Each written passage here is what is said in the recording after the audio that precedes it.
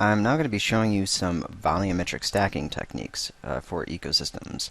And what I mean by volumetric stacking is using basically the distance from the surface normal uh, within sort of the material volume to modify ecosystem instances and different layers of stacking.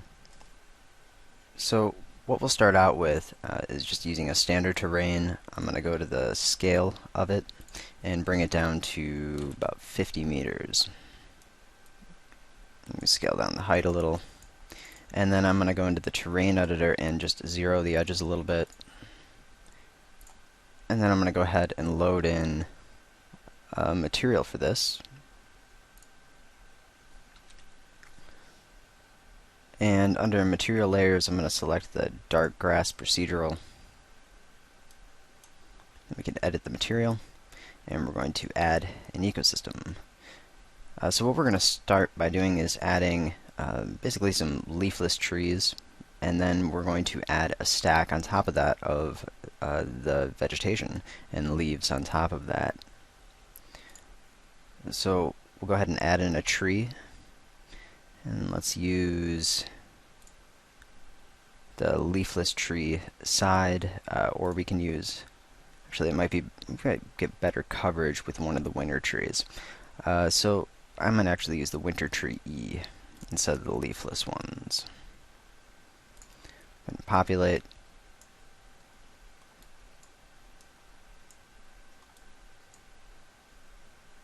And I am going to reduce the scale a little. Go to the presence and just cut out the bottom a little bit.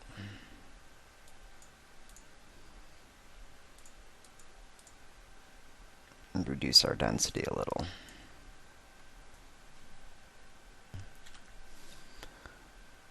And we can go back to the material, add another layer, another ecosystem, and then go into the plants, and I'm going to use one of the bushes, and I'm going to use bush 1 crawling. And what we want to do is set this to allow stacking, and set it to maybe 2, turn off the decay, and populate.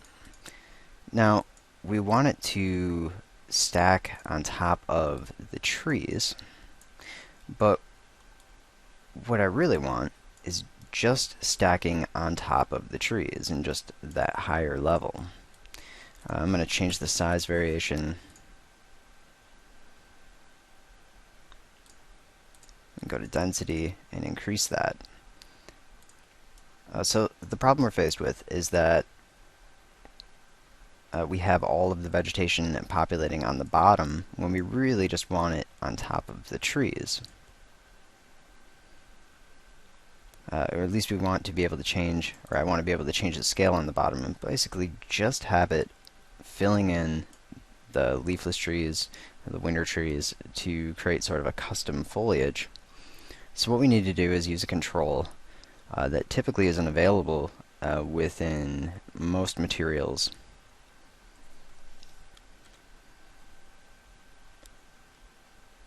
And before we go and edit that function, I do also want to note that we can adjust the affinity with layer to make them populate closer to the trees.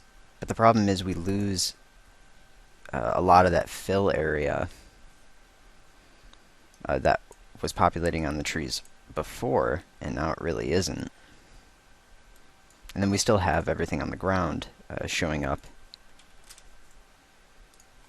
So that isn't necessarily the best way to take care of that. So what we're going to do is use a variable scaling, because we can't adjust the density with the distance field. If we adjust the density, then the initial instances that are created will be basically removed. So what we have to do is modify our scale. And now if you create an instance and you scale it to basically 0, it'll not really affect the render speed.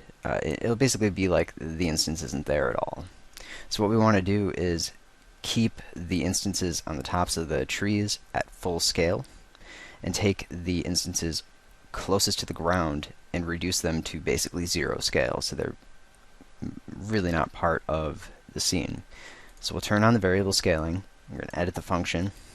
And what we need to do is add in an input node. So right click, add input node, and select the distance to surface. And for the depth kind, distance field. We can connect this to the scaling, and now we just need to make modifications to this input for it to work properly. And what we're going to use is a filter. So we're going to add a filter, select map, and the range we need is 0 to -1, because that's everything outside of the surface. 0 to 1 is actually the depth within the surface, which we're not populating within. So we want to set the upper value to 0, and then our lower value is -1.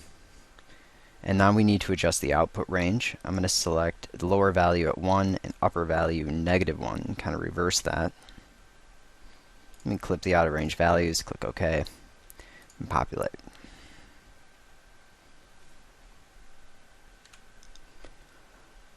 Now, to ensure that the instances closest to the ground are going to be as small as possible, I do also want to edit the filter. So we're going to right click, edit the filter, and I'm going to create a point towards the beginning,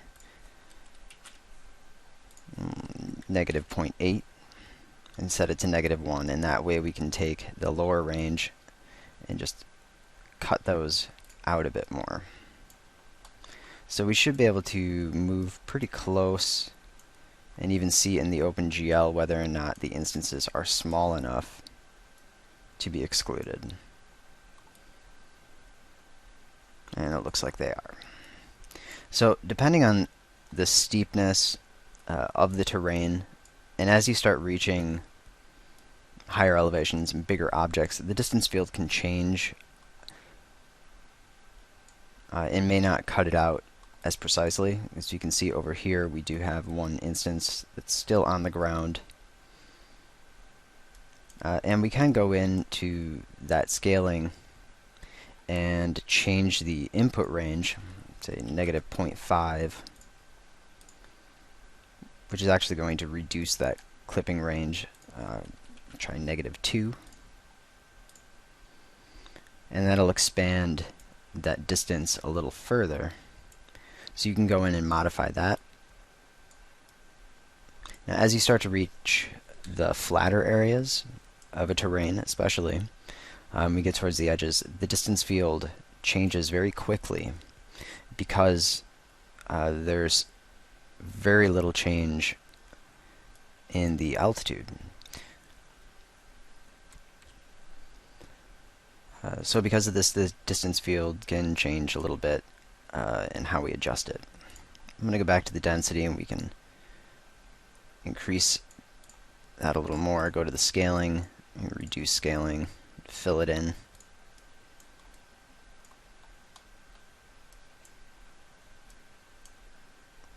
But this is a really neat way to be able to create a more realistic forest, because we could also use small plants. Instead of just this larger bushy group, you could use a plant or a couple of different plants to just represent the leaves and populate those onto the branches.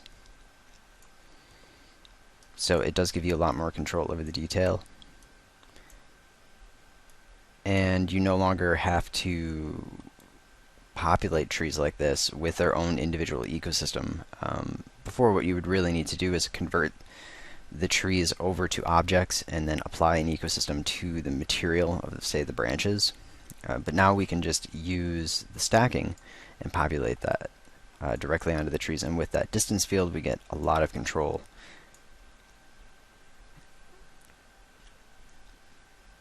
And here's just a quick render of what that looks like, just using a default atmosphere.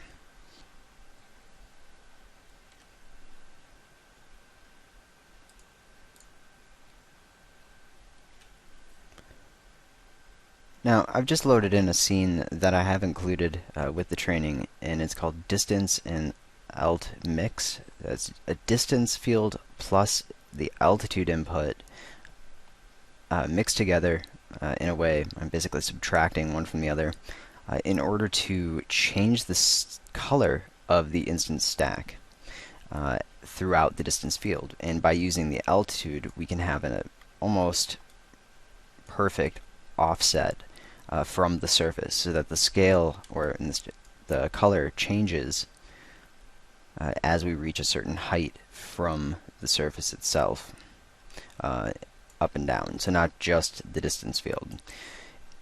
If we take a look at the ecosystem for this, I just have a sphere object.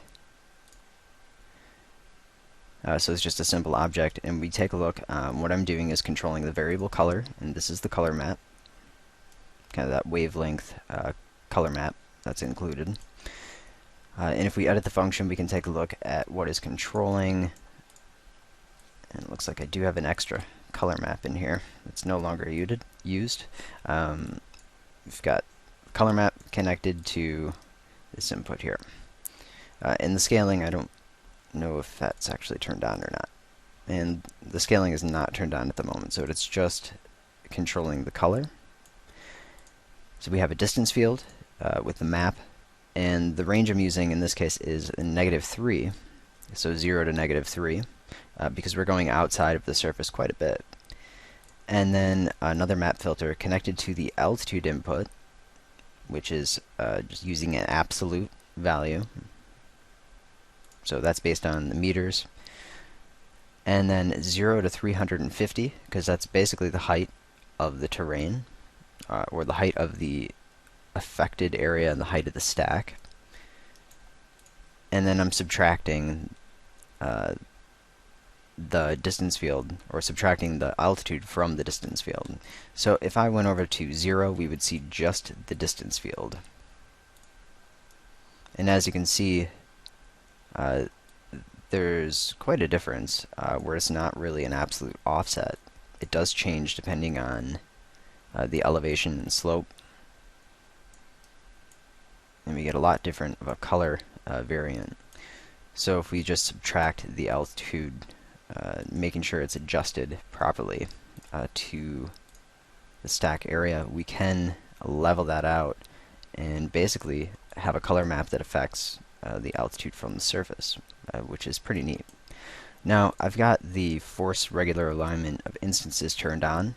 That almost guarantees a stack, because it's going to create, with each layer, it's going to populate in exactly the same place.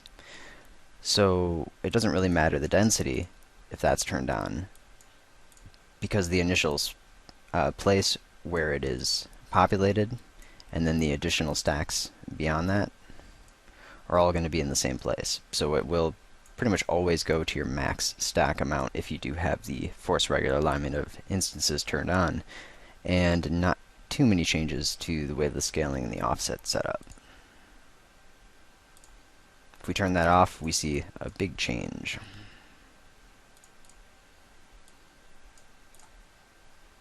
So there are some really cool ways to use the distance field to modify instances, their color, scaling, things like that, which really was not possible in previous versions, even using a specialized offset or populating directly on objects.